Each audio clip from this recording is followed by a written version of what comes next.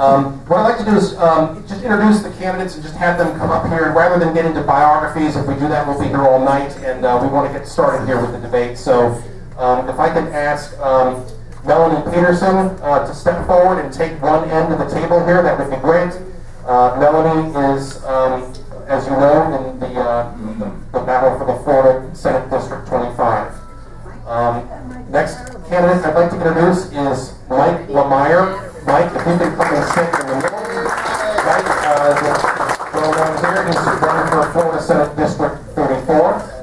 And then we also would like to invite to come step forward Geoff Sommers, who's here for Florida District 25 as well. We did ask Ellyn Bogdanoff, who is in Florida Senate District 34, but she could not make it due to a scheduling conflict. The format will be simple. Joyce Kaufman, who we're very pleased to have join us tonight, who agreed to be the moderator of the event. Thank you, Joyce, very much. Talk about not needing an introduction to this crowd. She will moderate, and she's going to ask a number of prepared questions from the staffs of both South Florida 912 and Palm Beach County Tea Party. Those questions will not be shown or have not been shown to the candidates in advance so that we can keep their answers as spontaneous as possible. The questions will be based on our shared principles of South Florida 912 and Palm Beach County Tea Party, and we doubt that any of you will be surprised by any of the tone or nature of the questions. Each candidate will we were going to originally do 2 minutes to answer, but we think it's better because of the nature of these questions being more detailed. We did change it to give everybody 3 minutes to answer each of the questions. Where are we? Each question, so that, okay, and then we're going to stagger each candidate. If each candidate will please hand the microphone over to the next candidate for each of the questions. We'll stagger each candidate with each question so that no one has any kind of advantages or disadvantages regarding the order in which they will get to answer the questions. On any incident that one of the other candidates is mentioned in any answer, that specified candidate will have 30 seconds to rebut. We will have Doreen Lipp from South Florida 912, Dennis's wife, who will time each answer in rebuttal and will hold up cards letting each candidate know when they have 1 minute and 30 seconds respectively, so you can see it, and you don't even have to have glasses on. You can see that they're color-coded. She has a bell that I have next to my desk I brought in. We're low budget here at South Florida 912 and Tea Party. She'll ring that to stop anyone who goes over the time allotted. I doubt there's going to be any time for a Q&A. If there is, it'll be tightly controlled. And we'll cross that bridge when we come to it, or if we come to it. Without any further ado, it's my great good pleasure to introduce to you radio personality and fixture in the South Florida market here from 850 WFTL, Joyce Kaufman. Joyce, thank you. We're going to use this microphone because there's a lot of feedback on that one in my ears. Correct, all right. You think I've never seen one of these before, huh? I'm not going to make a lot of comments because this is really about the candidates and getting these questions answered so that we can have a clear perspective and a clear idea of who we want to send to Tallahassee. And I think it's really important. All politics are local, and I'm going to tell you that when he was describing what happened to some of the signers of the Declaration of Independence, I was struck with a thought. Here were men who put their lives on the line, their livelihoods, their futures. Some of them suffered tremendous loss, lost everything, including the security of their homes. Today we send people into the political arena to fight for us, and we elevate them to a status that's bizarre. They don't sacrifice, we sacrifice. And I think we need to begin to understand that they work for us. We pay them very well not state house senators and representatives, we don't pay them well enough. But we pay a lot of people in this country a whole lot of money and give them enormous budgets to get a job done. And if 535 people can't get the job done, then guess what? There's another 535 that can go up there and try. And you have to remember that. Don't become part of this cult of celebrity that you see with the people who follow around this particular president or people who follow around senators or congressmen. They work for you. Hold their feet to the fire. If Lieutenant Michael Behenna doesn't get out of Leavenworth soon, I'm going to make sure that nobody returns to Congress. So the State House representatives are going to have a whole lot to do because the federal government continues to screw things up, which means more and more things will come back to the state. We'll be block granted on health care. We have a governor who's made a decision about how he's going to handle this new health care program, along with many other governors around the country, which means that whoever from this group ends up in Tallahassee is going to have a lot of work to do. So you want to make sure that these are qualified candidates. Listen carefully to their answer. If you don't hear the question that you have in mind to ask tonight, all of them will be very happy to meet with you, to talk to you via email or on the telephone at any time. I suppose I'm correct. Make sure that you are, that you get all your questions answered.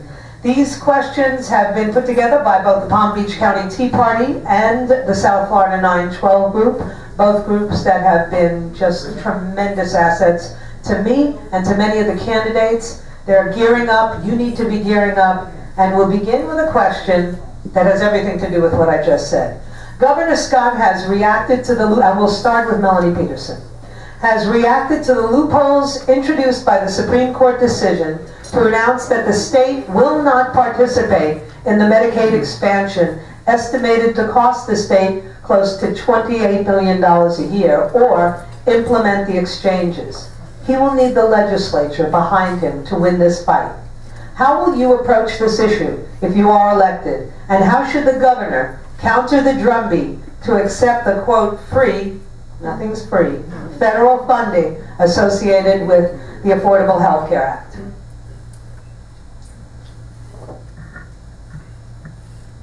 Thank you, Joyce. Can you hear me? Yes. No. Thank you. I will stand with Governor Scott on...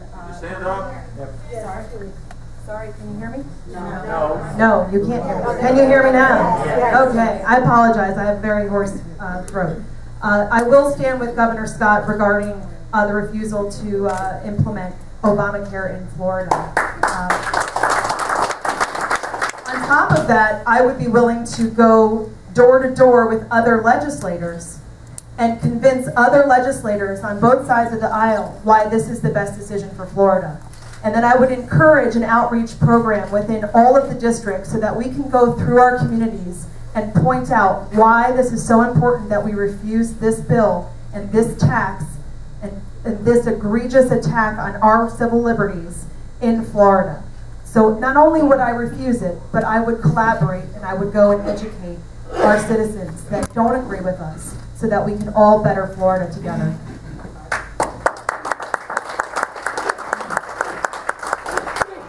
Hello, my name is Mike Lameyer, and I happen to agree with Governor Scott based on two major issues. First, the original money that comes to the state of Florida to implement the Obamacare, it doesn't continue to be provided for the state of Florida, and the taxpayers would have to come up with an absolute minimum of $1.2 billion the first year.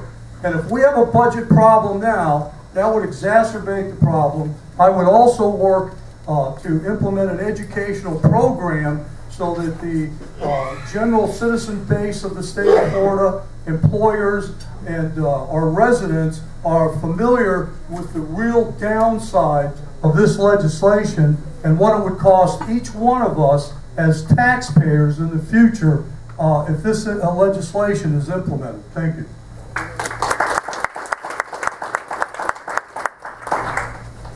I am Geoff Sommers. I am running for State Senate in District 25. I first have to thank my supporters for being here tonight. Closer. I first have to thank my supporters for being here this evening. I am overwhelmed by your support. I thank you very much for being here. Also, sorry for that. Oh, that is better. Okay, so Medicare and Medicaid and Obamacare. Of course I stand with Governor Scott. Medicaid rolls in this state would go from 3 million in 2012 to 5 million by 2016. So, I apologize. I would stand with Governor Scott in not implementing the portions of Obamacare that we have the ability to not implement in this state. I will always come down on the side of free markets. I would bring competition back to the insurance industry, and I would ensure that all individuals in the state of Florida have the ability to find insurance on a competitive basis in private markets. Thank you. All right, our second question this evening will start with Mike Lameyer. In the 2011 session, the governor proposed raising the amount that participants in the state pension system pay to 5% from 0%, ending the COLA, the cost of living adjustments of 3% per year, raising the retirement age, and reducing the rate that benefits accumulate at. Under great pressure from the unions, the legislature passed a watered-down bill which only requires 3% contributions and minimizes other changes. The system is still not 100% funded and is a long-term problem for the state, and union lawsuits may roll back even those modest changes. What would you propose to put the Florida retirement system on a sustainable path? Well, first of all, I would propose that state workers do the same thing that the private industry do and pay for their own pensions and pay for their own retirement when they come into the system. Because we were misled. If you look at the studies, the recent financial numbers released by the state pension system is broke by several $billions. Now, I would propose that money be used to put in 401k retirement plans that are guaranteed with minimums and so forth, but the workers and taxpayers really don't have a responsibility to pay 100% of someone else's retirement. Thank you.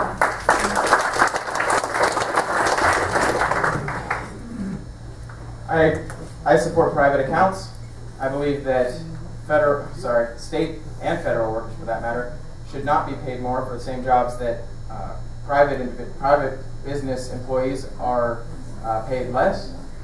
I believe that retirements should not be paid by taxpayers, and I do believe that individuals who do work for the state should have the ability to not join government unions. I believe that Florida should remain right to work.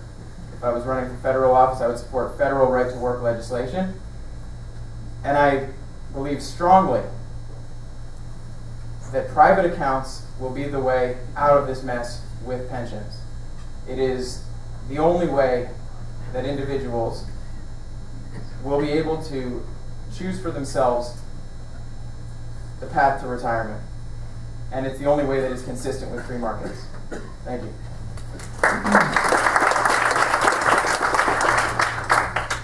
So this last fiscal year budget, they added $300 million to the state pension fund.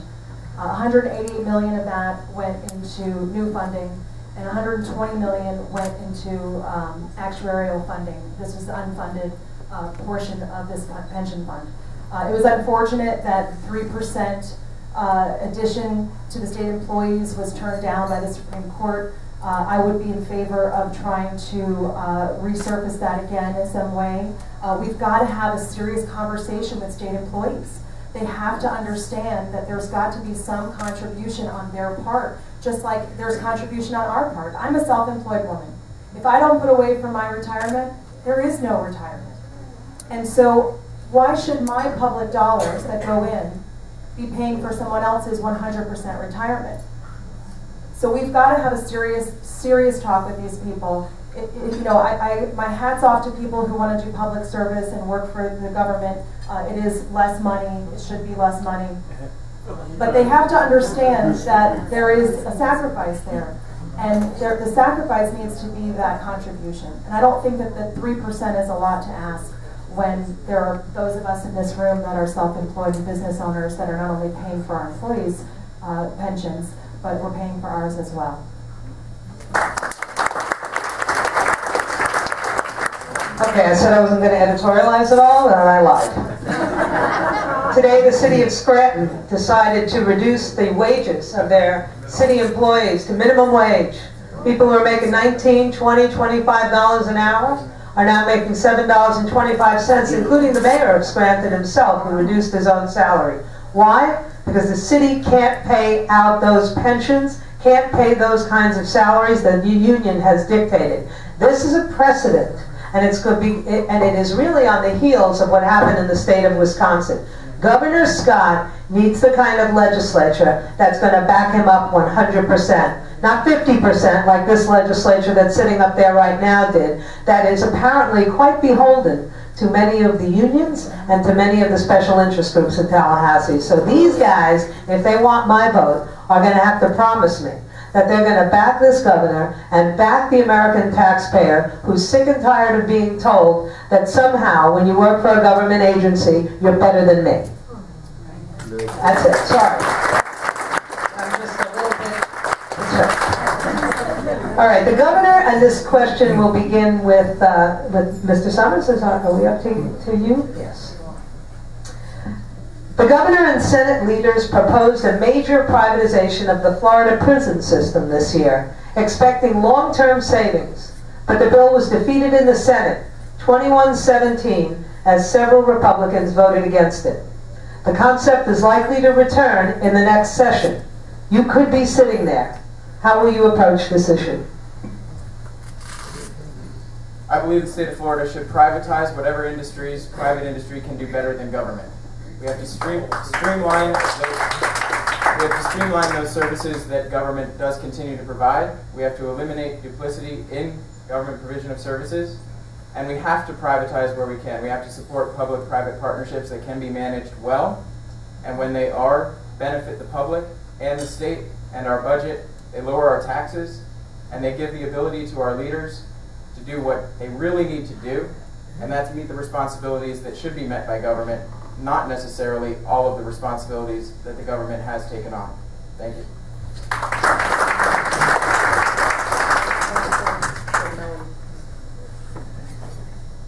Well, we've seen with this new governor and in the last few years that crime is at an all-time low in Florida. It's at a 40-year low right now. So there's really no excuse not to defund our prison systems and privatize what we can. So absolutely, I would be behind this issue 100%.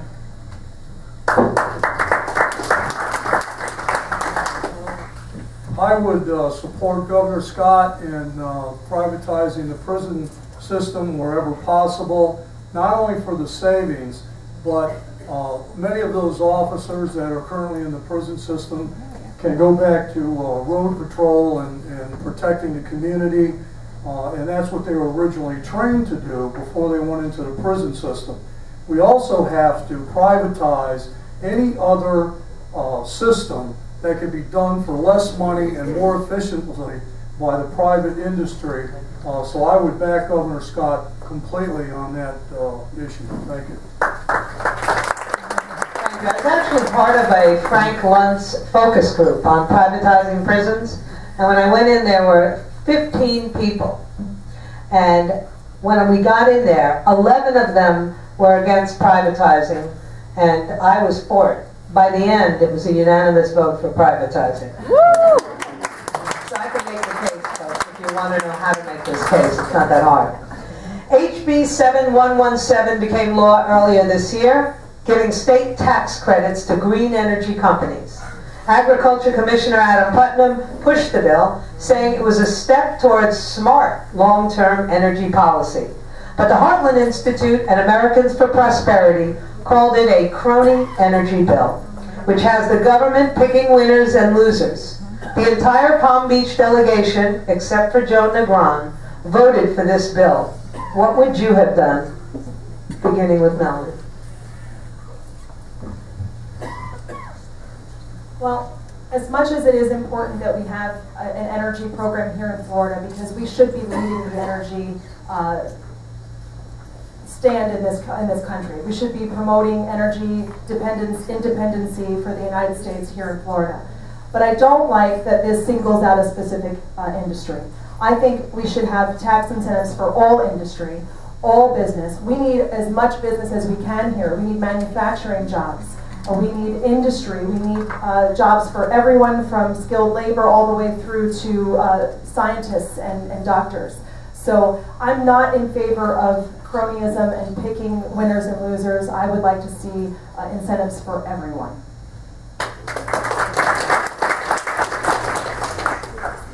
Thank you.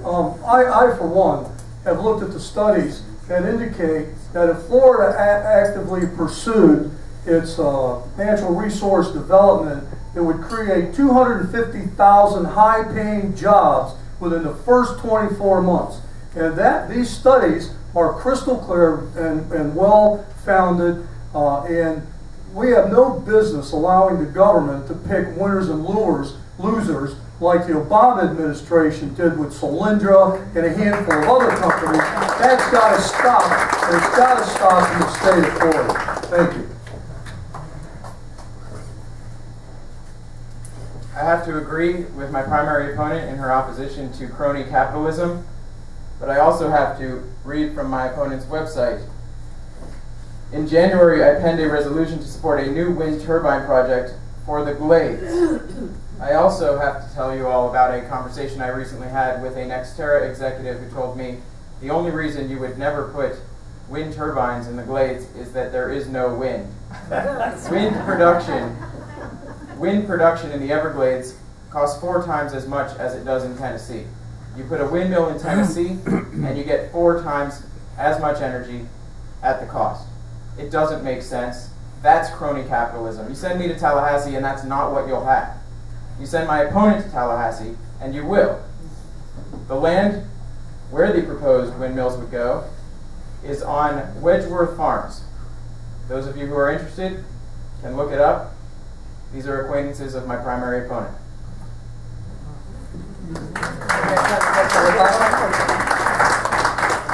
Absolutely, I penned that resolution and I'm proud of it. It's on private land.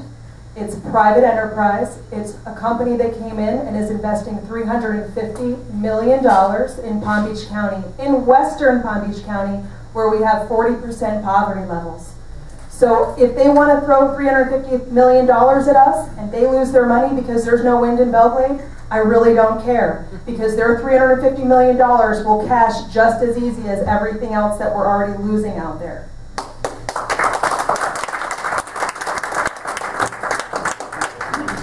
Hoping to get a little spirited in here, besides me. Okay. This question, I think, goes first to Mike. SB 1550, the Vouchers for All Plan for Education Savings Account, sponsored by Senator Joe Negron, would provide a pot of public school money that parents could use to pay for private schools, for homeschooling, or prepaid college plans. It died in committee this year, but it may return in a future session. Would you support this or a similar bill? Well, I'm very familiar with education in Palm Beach County and a lot of areas in the United States. I, for one, truly believe that the only way that we're ever going to correct our educational system in the state of Florida is with a voucher program, so every parent can have a voucher and send that child to the school of their choice. That's what creates competition. That's what creates a school system that's much better and performs higher and actually educates instead of trying to pass or fail teachers and students on a once-a-year particular test. Thank you.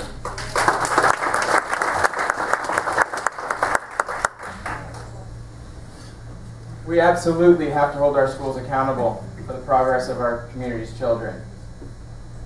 The success of our schools is what determines the opportunities our children will have. It's absolutely imperative that parents have the choice to educate their children, our community's students, in the way that they choose. I would support school choice. I would support charter schools where necessary. And I would ensure that rather than change the bar when our schools are not succeeding, we improve the schools to ensure that they do. Thank you.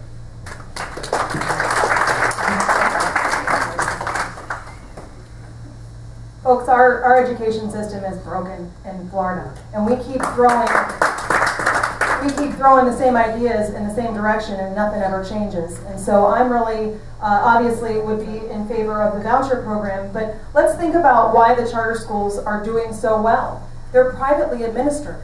So dare I say that we privately administer our Department of Education?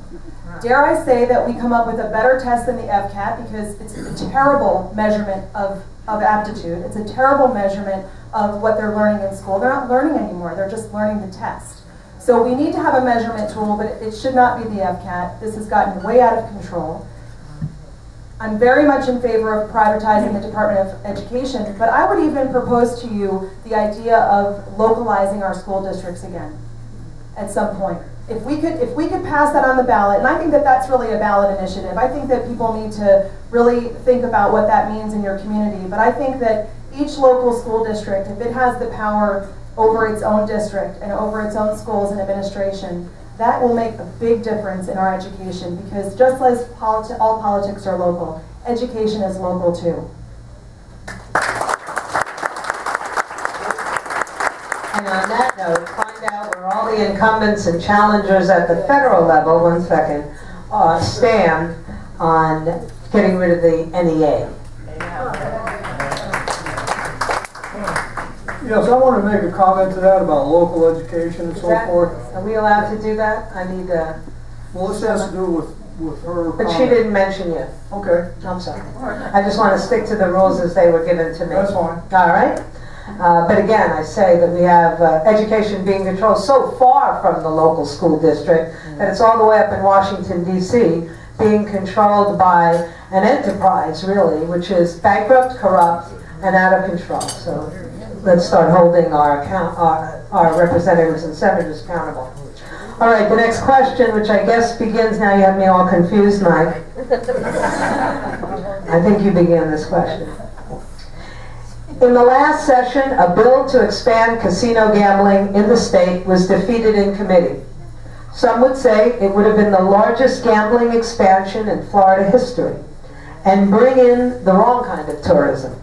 Others saw it as a way to expand convention business in South Florida and elsewhere, competing with Orlando, whose legislators strongly opposed the move. How did you view the proposal, and how would you approach it if it comes back in a future session? Well, this is an interesting question, because my opponent in District 34 is the person that was one of the original text writers of that legislation.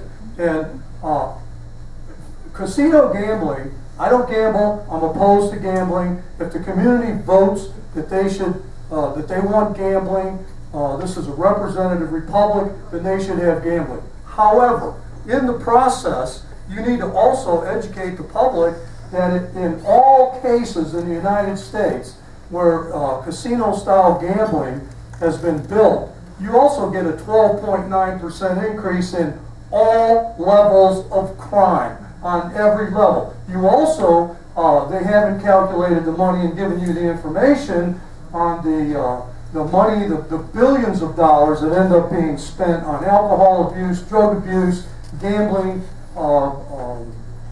addictions, and the other things that go along with casino-style gambling. I also have reports that clearly indicate that for every job, and don't be fooled by the casinos, every single job created by a casino, the community loses 1.8. So you only have a 0.8, you have a 0.8 loss for every job the casino says that they're going to provide to your community. So if my constituents want gambling, I would vote for gambling. But I would make sure that they were educated about all the aspects of gambling before any of those votes were cast. Thank you. I messed up the order.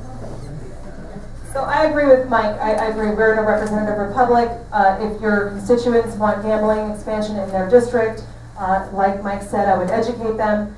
I have a little background in this business. My family has been in the vending and casino industry for about 20 years. And when I was working my way through college, I worked for my dad and headed up our casino division and sold casino equipment to all of the Indian gaming in Florida. We have 5 Seminole casinos in Florida and 1 Miccosukee casino. And what I can tell you about the gambling in Florida with respect to the Indian reservations is, A, they're doing a pretty good job of the gambling here, and they're paying taxes that they don't have to pay. So they're already contributing to our revenue, and they don't have to be. But the other thing is that they can regulate the crime that goes around casinos a little better than we can on reservation land, because they have different laws than we do. So the crime historically that happens near casinos, we don't see that much of it near Indian gaming casinos, because they can regulate their crime a little better than we can with reservation law. So I agree with Mike. I would be in favor of gambling if that's what the people of my district want me to do. But with respect to the crime, I would make certain that everybody understands the implications.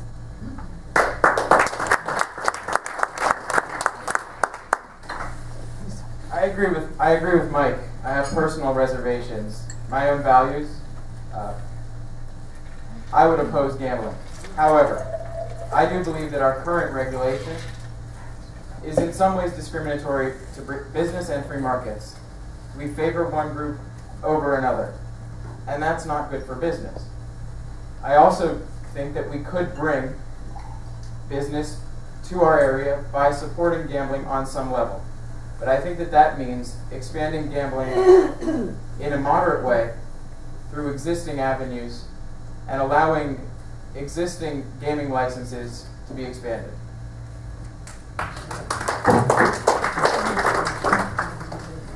I'm so confused. But that's okay. I'm going to go into a slightly different direction. We have a couple of questions left, and I'm going to exercise just my prerogative to ask a question that I would have included in some of these questions, which was not included. And it's very simple, so it won't take up a lot of the candidates' times. I just want to know thumbs up or a thumbs down for E-Verify, starting with Chip. Thumbs up, thumbs up. A state E-Verify or a federal E-Verify? State, federal, community, E-Verify. I'm going to be against a mandated state E-Verify. Okay. All right, the audience wants to know why. Let's give everybody a chance then to. Let's start with Melanie. She took on everybody. I'm the dissident. Let me defend myself. So I'm obviously against illegal immigration, more so than I think. You know, just from my Italian heritage, it was funny. We were here recently for the Italian American Society talking about our immigration history as Italians. And it's very important that we get immigration under control in this country. It's very important that we put that directly to the federal government. This is a federal issue. If we're going to have immigration legislation that is a business consequence when it comes to our workers here, when it comes to our labor force, we have to have it uniformly across the United States. This is not good to put Florida at an unfair disadvantage. I've seen some comments where there would be certain participating states. The fact is there are industries that you can't even imagine that this affects. And if we have an unfair advantage, it puts us in an unfair category, and our costs go up, and other states' costs go down. And so I would be more in favor of us leading the charge to have a real guest worker program to close our borders first. First and foremost, you got to close these borders, okay? That's the federal government's job, absolutely. And we've got to keep pushing them from Florida. All the states that are border states, we've got to keep pushing them. We've got to stop allowing illegal immigrants to take any kind of benefits out of our state coffers. Any of them. Period. And then we've got to have a guest worker program, because we do have major industries here, tourism and agriculture, that depend on a skilled labor force that comes here seasonally. We're getting beat by countries like Canada and New Zealand on this. This is simple stuff. These are simple guest worker programs that they come and then they go. And if they can come and go and they can be licensed, A, it's going to decrease our crime, and B, it's going to cost us less in the long run. We're not going to have these people on our bankrolls. So if we are willing to accept a Band-Aid program like E-Verify, we're never going to get a real solution. And I really feel that we deserve a real solution. I feel that all of us that have family members that came here the right way and that had to go through the same process that they should have to go through now. So we deserve a better program than these mandate programs.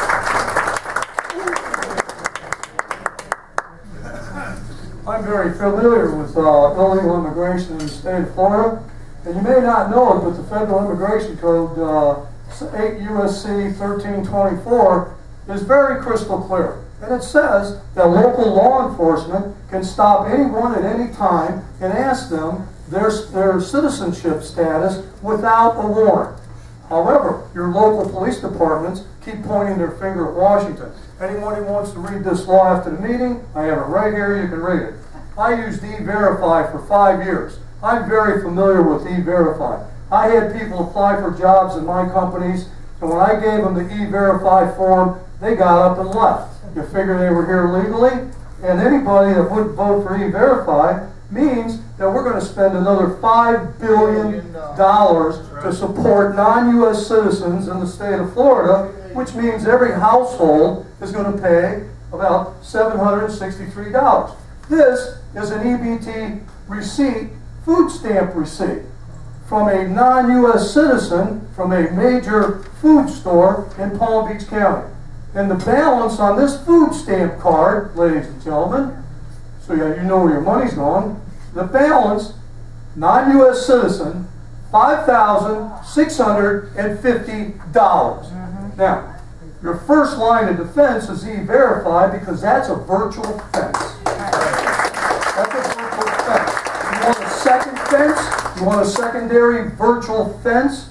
You pass legislation to make it mandatory to provide proof of citizenship to get food stamps, Section 8 housing, or Medicare. Thank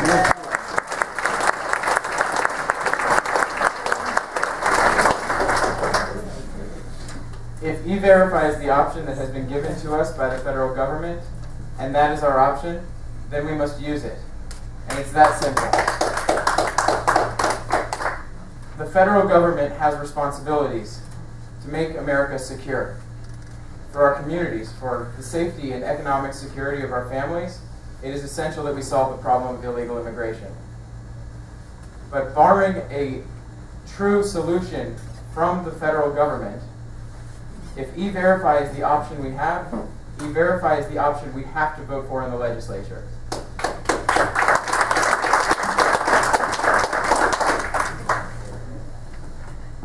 Americans for Prosperity, let's begin down on this end, and we're going to go backwards because I'm all confused.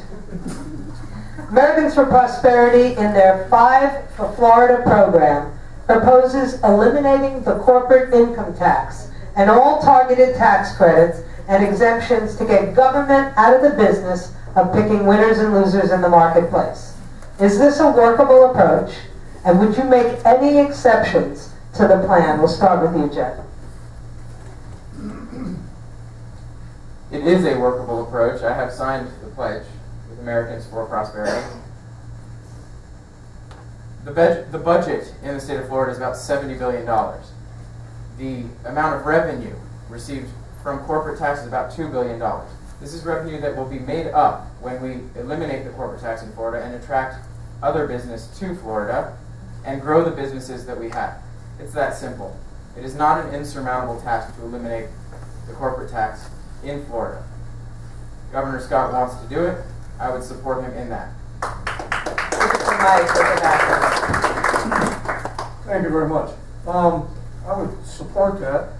The reason that I would support this is because in the last 5 years, Nissan, Toyota, Volkswagen, a couple other automobile manufacturers relocated plants to the United States.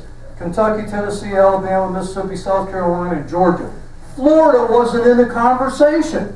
You send me to Tallahassee, Florida will be in that conversation, and the reason is that those new plants, they spend over $5 billion per plant to build U.S. manufacturing plants. They created 93,000 direct jobs. They created another 600,000 sub-jobs, all of which are high-paying jobs.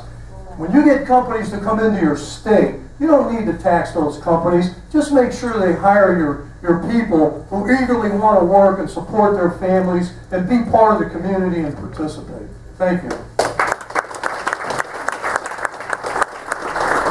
I couldn't agree more with Mike. I think that we're on the right track with what Governor Scott is doing right now with our taxes. I'm also in favor of Amendment 4 this fall. I think that this is going to help individuals immensely. And so we can continue to hold our taxes down and continue to balance our budget. And if anyone thinks that we've got to change our budget in order to balance it and we've got to increase taxes, they're not working hard enough to identify waste and fraud in your government spending. So we've got to continually audit every corner of our government and find waste everywhere we can.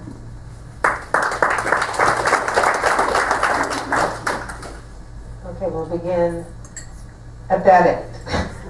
So you're going to go on first.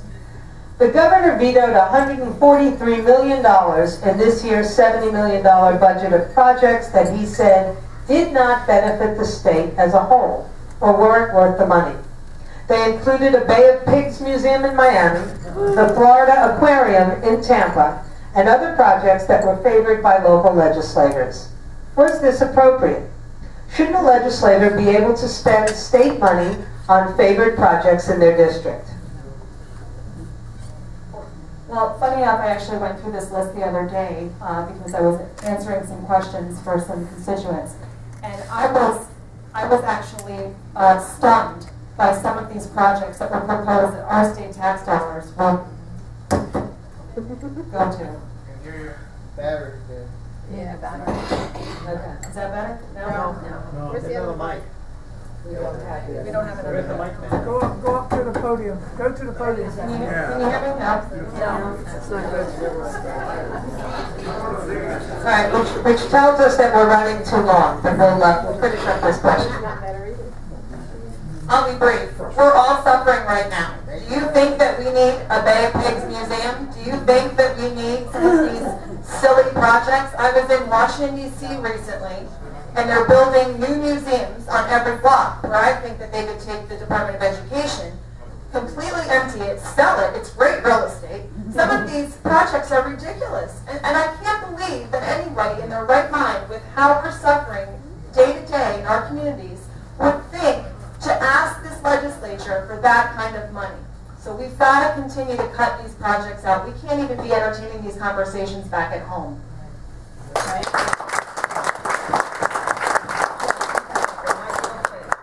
Never mind. Let me see. Is this working okay? I think we fixed this. Sorry, folks. Technical. Thank you very much. Well, first of all, the government shouldn't be taking my and your tax money. The government shouldn't be taking your and my tax dollars and giving it to anybody for any reason.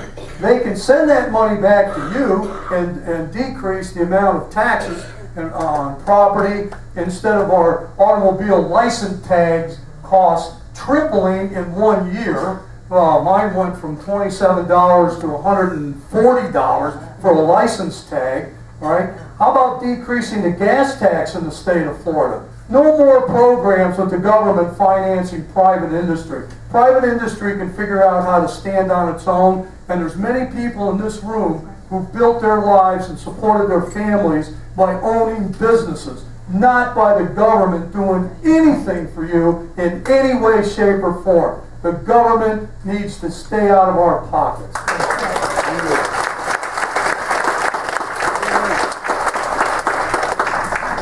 The government does need to stay out of our pockets. We can cut fraud, waste, and abuse. We can keep taxes low for individuals, and we can send that money back to the taxpayers, as Mike said. There is a phrase that our Democrat opponent in the District 25 race commonly uses, and that's bringing home the bacon. I don't know that this is the time for us to be trying to bring home the bacon. This is a time for us to be trying to balance budgets and to actually be succeeding in balancing budgets. And it's a time for us to be lowering taxes and sending that money back to the people.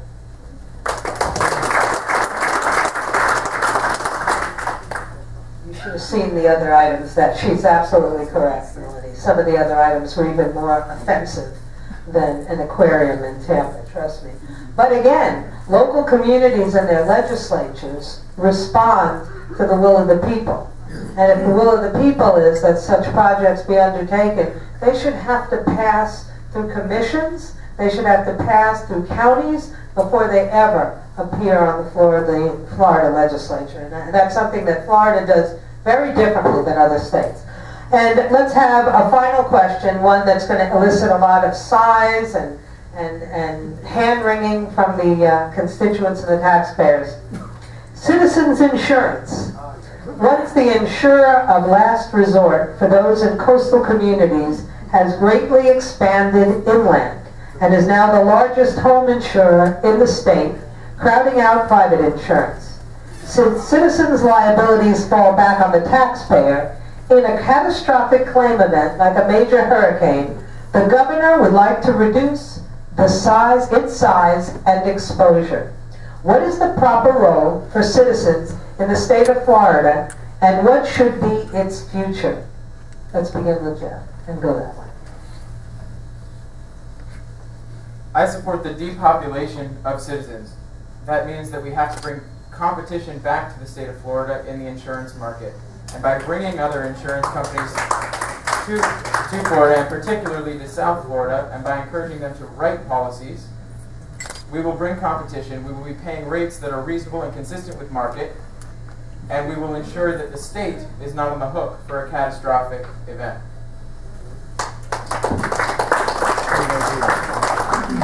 The citizens insurance was a bad idea when it began. It's a worse idea now. And they ought to say Merry Christmas to it or something and give it away to somebody else that would really want it. Because the insurance companies, if they want to sell insurance in the state of Florida, the state could easily say, then you have to provide a wide venue of products, which include insuring homes and so forth, because that's where this is supposed to be at. And this is only an example of what happens when government takes over an industry. And it just gives you a little slight picture of what would happen under Obamacare. All right? This citizens has not worked. It will not work. And they need to bring the other insurance companies back into the state, let them compete, and your insurance rates will go down, and you'll get much, much higher coverage for the money. Thank you. Absolutely. We need to work on reducing the size of citizens. You know, last year alone, citizens paid $2.4 billion in litigation alone. So not only is it costing us as taxpayers to have it, but then it's costing us in litigation. The real reason that we're having a hard time with insurance, homeowners insurance in this state, is our risk mitigation models. Our rate modeling is ridiculous at this point. We're looking at population density for rate modeling instead of risk management, instead of risk mitigation. When recently I went to FIU for a public forum on this particular subject with several other legislators from the state capitol, they talked about all of the areas in Florida that have actually had storm damage with claims are in the northern part of the county, northern part of the state. Yet we pay more on the coastal communities because we're supposedly at higher risk. It's not because we're at higher risk, it's because we have higher population density. So there was a comment that was thrown out there to the Office of Insurance Regulation, which is a joke of a place that I could tell, because they're not interested in actually regulating insurance, they're interested in protecting the insurance companies and protecting themselves. What is the risk of the 1 in 100 year storm that we're all paying our insurance premiums on? It's 1%. Why can't we share 1% flat across our state? Because we all know that if we can't afford it in one area, someone else is going to pay for it. Just like a national cat fund, which is not very popular. I was recently talking to Congressman West's office, and they had a risk mitigation bill last year. Unfortunately, it hit the floor of the House the same week as the debt ceiling did. So that went nowhere, but they plan on reintroducing that next year. We need to look at different perspectives on how to deal with this issue. We can't just keep throwing the same solution at the wall. So we need to look at better rate modeling. We have to look at depopulating citizens. And one of the biggest barriers to new insurance companies into this state is the fact that they're undercapitalized. And so we've got to look at litigation, reducing litigation, tort reform, things like that. This is a very dynamic issue that there are people that are interested in fixing this issue. I think that they're just a minority in the legislation. And if you elect me, I can promise you that I will be part of that solution, and I will be asking for those solutions going forward. Wrap, and one of the things, because one thing I don't like is when people start fidgeting and you're fidgeting. We're going to wrap, and one of the things I think might be a good idea would be for each of the candidates to give out their websites or contact information. If you heard somebody here tonight who you support or would like to know more about, it's your obligation to do your research. It's your job to vet these candidates. This is a great forum, gave you a great introduction maybe to some of them you'd never heard before, and maybe gave you a little insight into the way how quick they are, or the way they think. These are important characteristics. I don't know if any of you have ever been up to the Florida legislature and sat with the House or the Senate and listened to the pace. They have a very short term. Things happen real quickly. If you're not quick, you get run over. So you want to make sure that you're vetting your candidates appropriately. I'll turn it back over. Thank you very much for inviting me. I encourage you all to continue being activists. This is one of the most, I know we always say it is the most important election of our lifetime. Every election is the most important election of my lifetime, because at every opportunity where I get to tweak and fine-tune this government, I take advantage of that privilege. Men and women serve in battlefields today so that I have the freedom to sit here tonight and decide who I'm going to vote for. Thank you very much.